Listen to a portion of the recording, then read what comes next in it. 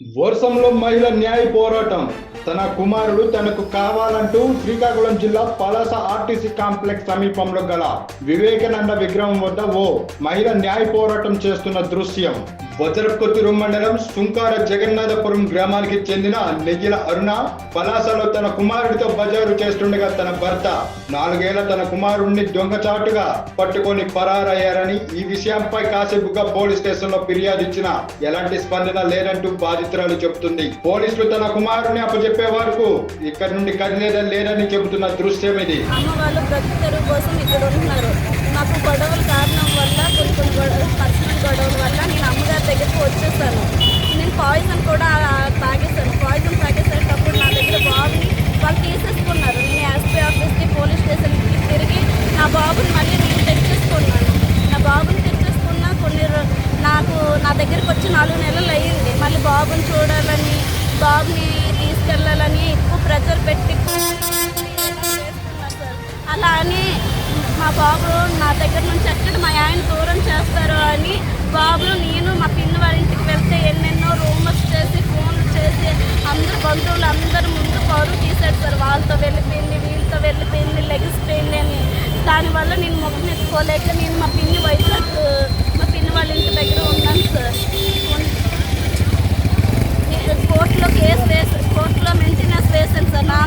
నాకు నా బాబుకి నాకు ఆ ఇంటి రెంట్ కోసం అనేసి ఖర్చులు కావాలని. నేను నిరుపేదను సార్. అమ్మగారి దగ్గర కూడా ఏమీ లేదు. కొన్ని అమ్మగారి సహకారంతో బతుకుతానన్నా కూడాను. అలాగని కోర్టులో మెయింటెనెన్స్ వేసినా రెస్పాండ్ అవ్వలేదు సార్. పోలీస్ స్టేషన్ ద్వారా వచ్చి మా బాబుని తీసుకొని వెళ్ళిపోయేసారు. నన్ను కొట్టి హింసించి లాక్కొని వెళ్ళిపోయారండి. బాబుని అడిగితే ఇయ్యలేదు, ఇలా కొట్టారు సార్.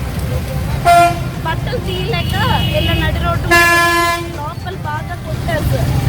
నాకు పోలీస్ స్టేషన్ వల్ల కూడా సహకారం అందటం లేదు. ఏమంటే వాళ్ళు కూడా అన్నారు బాబుని చూపించాలి, మేము రమ్మన్నప్పుడు రావాలి అని. లేకపోతే ఆ కేసు నీ మీద పెట్టారు, ఈ కేసు మీద నీ పెట్టారు, నువ్వు పోలీస్ స్టేషన్కి రావాలి అనేసి అంటున్నారు సార్. పోలీస్ స్టేషన్ నుంచి అవన్నీ నా ఫోన్లో ఉన్నాయి. నేను ఫోన్ నెంబర్లు అన్నీ బుక్లో వేయించుకున్నాను. అయినా కూడా పోలీస్ స్టేషన్ నుంచి ఒకరోజు అయితే వైజాగ్లో బాబు నేను ఉండేటప్పుడు ఇంటికి వచ్చి గొడవ చేశారు ఆయనతో కొట్టి. నేను ఆ టైంలో లేను సార్. ఏం కోరుకుంటున్నావమ్మా? ఏం కోరుకుంటున్నావు? ఎటువంటి న్యాయం కావాలి? నాకు నా బాబు కావాలి సార్.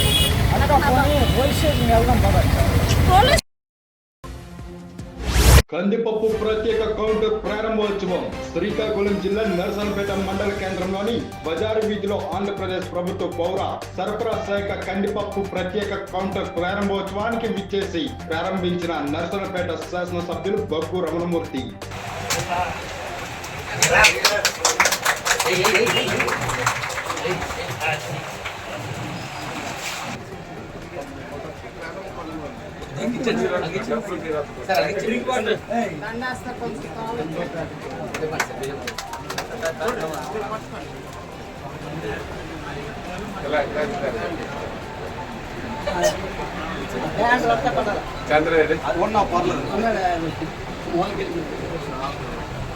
చంద్రకి ఇచ్చాడు.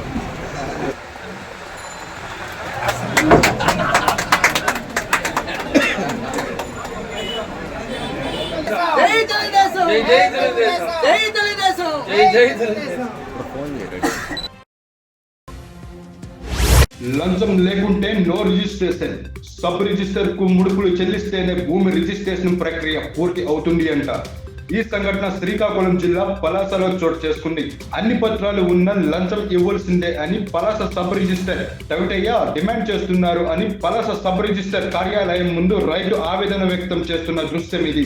పలాస మండలం మాకనపల్లి గ్రామానికి చెందిన మెడిసి గున్నమ్మ అనే మహిళ తమ భూమి రిజిస్ట్రేషన్ కొరకు సబ్ రిజిస్టర్ తవిటయ్యతో రిజిస్ట్రేషన్ ప్రక్రియ కోసం మాట్లాడుతుంటే సబ్ రిజిస్టర్ తవిటయ్య అక్షరాల 15,000 రూపాయలు లంచం అడిగారని, లేకుంటే రిజిస్ట్రేషన్ అవ్వదని చెప్పడంతో బాధితులు లబోదిబోమంటున్నారు. ఇంతకు ముందు ఒక 50 మోర్లు ఈ సబ్ రిజిస్టర్ ఆఫీసులో రిజిస్ట్రేషన్ చేసి గ్రామాల్లో కాబట్టి వాళ్ళు మ్యూచువల్స్ తోటి రిజిస్ట్రేషన్ చేసుకోవడము అవన్నీ అవుతున్నాయి.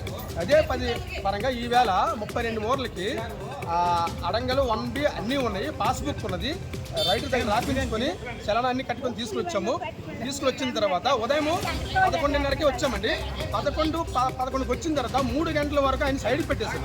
ఎందుకు సైడ్ పెట్టేశారు? ఉదయం సైడ్ పెడితే ఎంఆర్ఓ సర్టిఫికేట్ కావాలి అని అన్నారు. ఏం సర్టిఫికేట్ కావాలో మాకు వివరంతో చెప్పండి సార్, తెస్తామంటే అక్కడ 2 నిమిషాలు ఆగి చెప్తే మాగని చెప్పేసి 15,000 అడిగారు. 15,000 ఇచ్చేస్తే అయిపోతారు. సబ్ రిజిస్టర్ ఆఫీసర్ 15,000 ఇచ్చేస్తే అయిపోతారు. ఆ పక్కన నా ముందు కూడాడు సేమ్ ఇదే, అది గ్రామంలో ఉన్న భూమే ఇల్లు జాగ్రత్త. ఆయన 10,000 ఇచ్చారు. ఆయన ఒక డాక్యుమెంట్కి 10,000 ఇచ్చారు. నువ్వు 2 కాబట్టి 5,000 తగ్గించి 15,000 ఇచ్చేస్తే అయిపోద్ది. లేదంటే ఇప్పుడు నీకు ఎంఆర్ఓ సర్టిఫికేట్ ఎవడిస్తాడు, ఎప్పుడు తెస్తావు అన్నారు. అయ్యో అది మాకు ముందు చెప్పాలి కదా, ఏ సర్టిఫికేట్ ఏదో మీరు తెస్తాము, లేకపోతే అవసరం లేదు 2 రోజులు వాయిదా వేసుకుంటాము. ఇంత మీకు వదలు తీవ్ర పరిణామాలు చెప్తాను. ఎంఆర్ఓ సర్టిఫికేట్ కావాలి, ఏం కావాలో చెప్పండి. మీరు సైడ్ పెట్టేసి డబ్బులు ఎందుకు అడిగారు? 15,000 ఎందుకు అడిగారు? మాకు నాకు అడిగారు 15,000 మీరు నాకు అడిగారు. నాకు అడిగారు సైడ్. అమ్మా నా డాక్యుమెంట్ ఎవరు వచ్చి చెప్పమ్మా, సైడ్ పెట్టలేదా? డబ్బులు అడగదా? చెప్పు, సాక్షి చెప్పు. మాకు అడిగారు ఇంత డబ్బులు ఇస్తే ఎంఆర్ఓ సర్టిఫికేట్ ఉందా? మాకు అడిగావు, నేనే సాక్షి, ప్రత్యక్ష సాక్షి. 15,000 అడిగారు మీరు. మొన్న ఒక రీచర్కి వస్తే నాకు జ్వరము, నేను చేయగలరు. ఒక లాయర్ గారు వచ్చారు, రక్తాల శ్రీనివాసులు వచ్చారు. వచ్చి బాబు మీ మీద నేను కోర్టు నోటీస్ పంపించాను, మీకోసం నాకు తెలిసంత అప్పటికప్పుడు మీకు సంచేసిన ఇంత దౌర్భాగ్యమైన సబ్మిట్ చేయనా? ఈయన ఆఫీసర్ లాగారు ఇంత లంచగొండితనము, ఇంత దౌర్భాగ్యము, ఇంత తగ్గపోరు లేదు. ఇది మారాలి.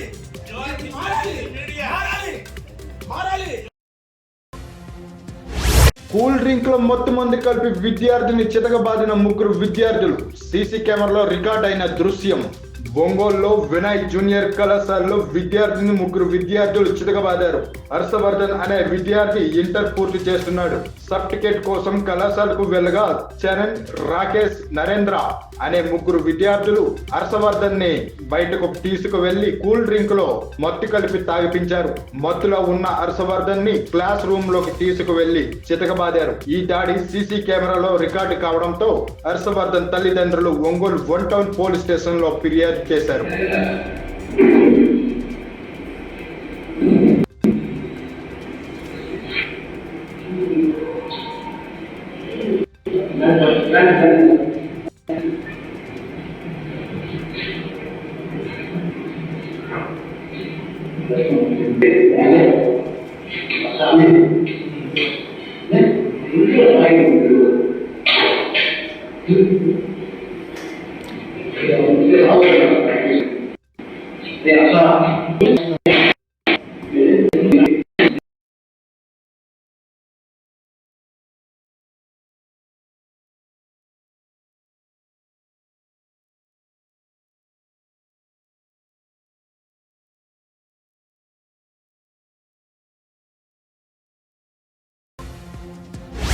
మాజీ మంత్రి అప్పలరాజుపై ఫిర్యాదు చేసిన గౌతు శిరీష గత ప్రభుత్వం హయాంలో అసెంబ్లీ సాక్షిగా నేటి సీఎం చంద్రబాబుపై ఆనాటి మంత్రి నేటి మాజీ మంత్రి అప్పలరాజు చేసిన అనుచిత వ్యాఖ్యలను పలాస ఎమ్మెల్యే గౌతు శిరీష తీవ్రంగా ఖండించారు.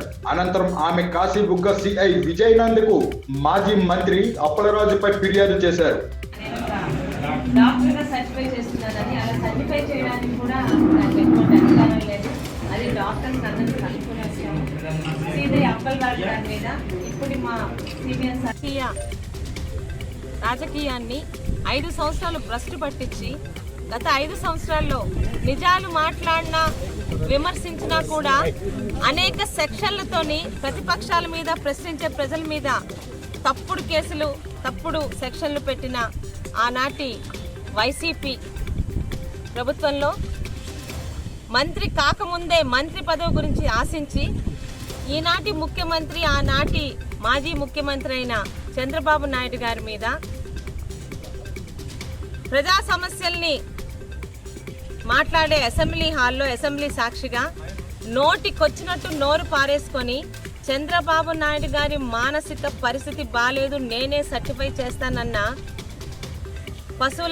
మాజీ పశువుల మంత్రి గారి మీద ఈరోజు పలాస టీడీపీ కుటుంబ సభ్యులందరూ పోలీస్ స్టేషన్లోని కంప్లైంట్ ఇవ్వడం జరిగింది. దాన్ని ఎఫ్ఐఆర్ కూడా రిజిస్టర్ చేయమని చెప్పాము, వాళ్ళు చేస్తారు. ఇక్కడ చెప్పేది ఏంటంటే అధికారంలో ఉంటాము, అధికారంలో ఉన్నాం, కానీ ప్రజల్లోని ఎప్పుడు ఉండాలంటే కొన్ని విలువలతో చూస్తున్న రాజకీయాలు చేయాలి. నోటు పారేసుకునే వాళ్ళకే మంత్రి పదవులు ఇస్తానని చెప్పిన జగన్మోహన్ రెడ్డి ప్రాపకం కోసం విజనరీగా కీర్తించబడుతున్న చంద్రబాబు నాయుడు గారి మీద, ఈయన ఒక డాక్టర్ అట, ఈయన సర్టిఫై చేస్తే చంద్రబాబు నాయుడు గారి మానసిక స్థితి బాగాలేదంట, ఆయన్ని హాస్పిటల్కి పంపించి సర్టిఫై చేశాక చంద్రబాబు నాయుడు గారు అసెంబ్లీ హాల్లో రావాలని నోరు పారేసుకున్న అప్పలరాజు గారి మీద మేమందరం కంప్లైంట్ ఇవ్వడం జరిగింది. ఖచ్చితంగా దీన్ని ఎఫ్ఐఆర్ కూడా బుక్ చేస్తారు. లీగల్గా చట్టపరంగా ఆయన మీద ఎటువంటి యాక్షన్ తీసుకోవాలో చట్టం ప్రొసీడ్ అవుతున్నారు. సామాజిక ఆసుపత్రిని సందర్శించిన ఎమ్మెల్యే బగ్గు రమణమూర్తి ఈ రోజు ఉదయం నర్సన్నపేట శాసనసభ్యులు నర్సన్నపేట ప్రభుత్వ సామాజిక ఆసుపత్రికి అకస్మాత్తుగా విచ్చేసి ఆసుపత్రి పరిధిలో గల వార్డులను పరిశీలించి రోగులతో కాసేపు ముచ్చటించి హాస్పిటల్ సిబ్బంది పనితీరుపై అడిగి తెలుసుకున్నారు.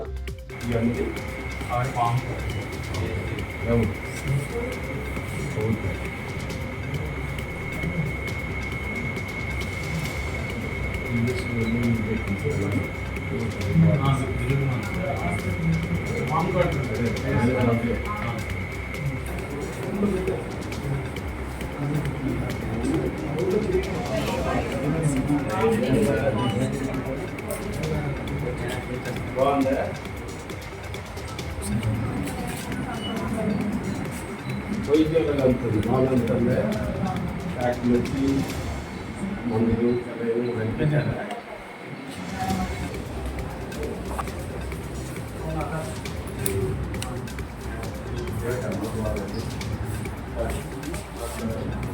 మోషన్స్ చాలా ఈజీ ఉన్నాయి. మోషన్స్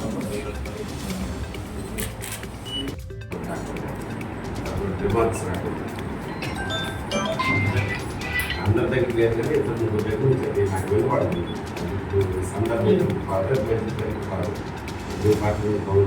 అవి లేకుండా చేయొచ్చు. మీ కార్యక్రమంలో మీ ప్రాక్టీసెస్ మీరు చేసుకోవాలి. అది మీరు పొడవు ఇబ్బంది కాక వాళ్ళు పెట్టాలి.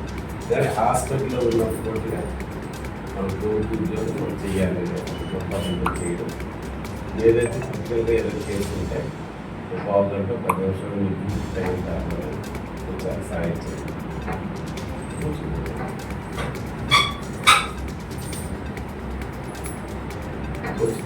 ఆర్టిఫిషియల్ పెంచాలి.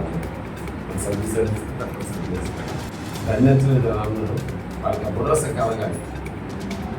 మీరు అంటే బెడ్లు కలిపి చెప్పే పరిస్థితి ఉండేటప్పుడు మనకి హాస్పిటల్ కన్స్ట్రక్షన్స్ ఇవన్నీ రాంగ్ రూట్ లో వచ్చిన ద్విచక్ర వాహనాన్ని ఢీకొన్న లారీ, స్పాట్ లో యువకుడు మృతి, మరో యువకుడు తీవ్ర గాయాలు. ఈ సంఘటన శ్రీకాకుళం జిల్లా సోంపేట మండలం కొర్లం సమీపన జాతీయ రహదారిపై ఘోర రోడ్డు ప్రమాదం చోటు చేసుకుంది. ద్విచక్ర వాహనాన్ని లారీ ఢీకొనడంతో పాలవలస గ్రామానికి చెందిన తోట నవీన్ తీవ్ర గాయాలతో అక్కడికక్కడే మృతి చెందగా జి శివాజీకు తీవ్ర గాయాలయ్యాయి. విషయం తెలుసుకున్న నేషనల్ హైవే అంబులెన్స్ సిబ్బంది ఘటనా స్థలానికి చేరుకొని గాయాలు పడిన శివాజీని చికిత్స నిమిత్తం సోంపేట ప్రభుత్వ ఆసుపత్రికి తరలించారు. ఘటనపై బార్వా పోలీసులు కేసు నమోదు చేసి దర్యాప్తు చేస్తున్నారు.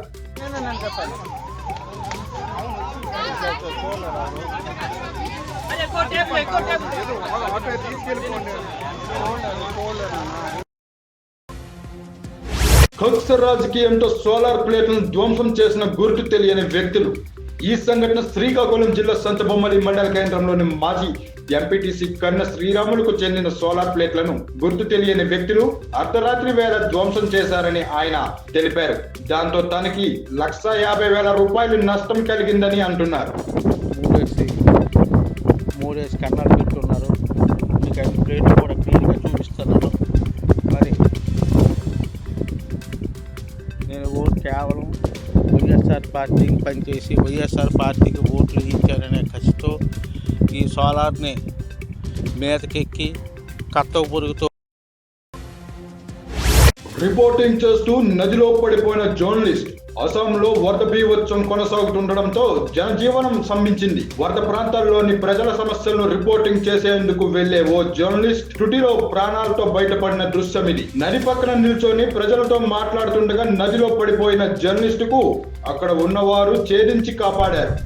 আবেগিক হয়ে গেছে এতিয়া এনেকুৱা এটা পৰিস্থিতি হৈ গৈছে যে উপায় নোহোৱা অৱস্থা।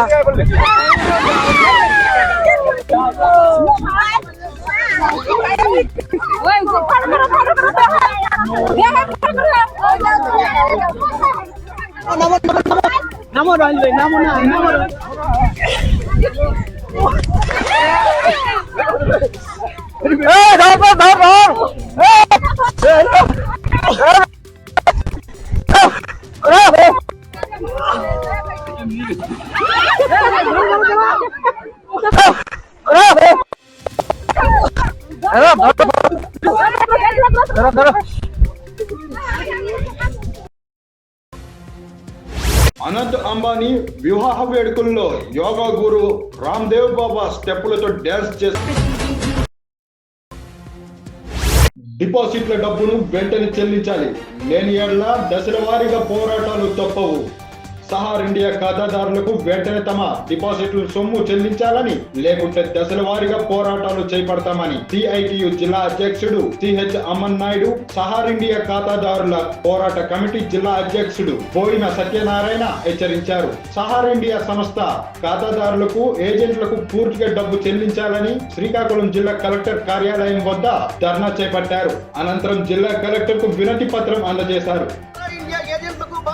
న్యాయం చేయాలి, డిపాజిట్ సొమ్మును తక్షణమే వెనక్కి ఇప్పించాలి. ఏజెంట్లకి రోడ్డు మీద పడవేసిన ఈ సహారా సంస్థ మోసానికి బలైన ఖాతాదారులు, ఏజెంట్లుకి తక్షణమే కేంద్ర రాష్ట్ర ప్రభుత్వాలు న్యాయం చేయాలని మీడియా ద్వారా మిమ్మల్ని అందరినీ వేడుకుంటున్నాను. మొట్టమొదటిగా గత 12 ఏళ్ళుగా ఏ రకమైన సహారా సంస్థ నుండి ఖాతాదారులకి ఒక్క రూపాయి కూడా చెల్లించకుండా మోసపూరిత వాగ్దానాలతో మమ్మల్ని మభ్యపెట్టి నానా ఇబ్బందులు పెట్టి అవసరాలకని అప్పులు చేసి డిపాజిట్లు చేస్తే ఈ సహారా సంస్థలో అవసరాలు తీరలేదు సరికదా, వాళ్ళకి ఆర్థిక సమస్యలతో పాటు పెళ్ళిళ్ళు కానీ, వాళ్ళ ఇంట్లో కార్యక్రమాలకు కానీ, వాళ్ళకి వైద్య ఖర్చులకు కానీ రూపాయి కూడా ఇవ్వకుండా మోసం చేస్తూ మాయ మాటలు చెప్తూ ఈ రోజుకి సహారా సంస్థ చేసిన మోసాలు ఏంటంటే సుప్రీంకోర్టు, ఆనరబుల్ సుప్రీంకోర్టు ద్వారా మాకు సిఆర్సిఎస్ అనే పోర్టల్ పెట్టిన దాంట్లో ఈ సహారా సంస్థ వాళ్ళకి డేటా ఏమీ ఇవ్వకపోవడం చేత ఈరోజు కూడా ఖాతాదారులకి